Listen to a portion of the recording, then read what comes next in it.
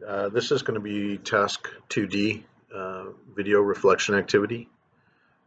Hello, today I want to share the progress that we've made in three areas that I focused on for growth this year: providing scales and rubrics, chunking content, and processing content. I selected these goals because they each play an essential role in my students' success, especially for our learners that are preparing for summative exams like the TABE and the GED. First up, providing scales and rubrics. This was initially an area of growth. The pre-survey data showed that while students were using proficiency scales, they weren't entirely comfortable with them, which limited the effectiveness. So my goal was to improve this familiarity because these scales are foundational in helping students gauge their own progress, especially when setting goals within their academic improvement plans or AIPs. So over the past few months, I've worked on integrating these scales daily. We made them a regular part of classroom instruction, and students are now using them independently to check their progress and even annotate them with requests for resources or extra practice. What's been really rewarding is seeing students become more active in their learning journey. They're not just following along, they're genuinely involved. The post-survey results reflected this growth, showing a solid shift from an area of improvement to an area of strength. It's been a collaborative effort, and it's really starting to pay off. So, next, we have the chunking content. Chunking was actually a personal challenge for me. I tend to fill in pauses and sometimes extend explanations, which I think are well-intentioned, but I think, and I've been told by my supervisor, I'm probably overwhelming my students. So breaking up content into smaller focused segments was the goal here. I chose this because our pre-survey showed that many students felt overloaded with information, and I knew I could make adjustments to my instruction to address this. So I made it a priority to stick closely to planned segments. Instead of over-explaining, I focused on delivering just enough information for each chunk before moving on, and the results, they've been pretty good. Not only did students respond positively, engagement improved, and the students have been able to absorb key ideas more quickly.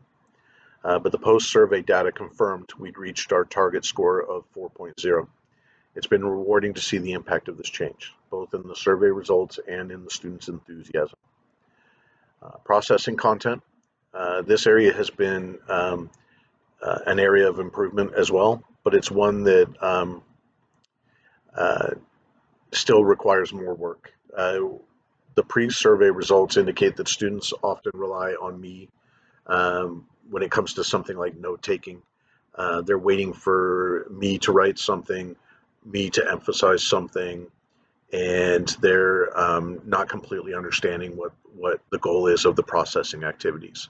So they're waiting for cues, and it tells me that I haven't been successful, as successful as I would like to be here. We've had repeated instruction.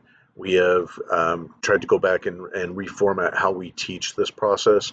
We want the students to start thinking of note-taking in relation to what they've learned about the curve of forgetting. And we want them to see the review activity or the processing activity as that key thing that they're doing each night before they go to bed, so that they can retain information that they've been practicing for hours during the day. So this is an area we still need some work on. My plan is to step back even further, giving students the space to summarize and interpret information on their own, and gradually reduce the dependence on me for cues.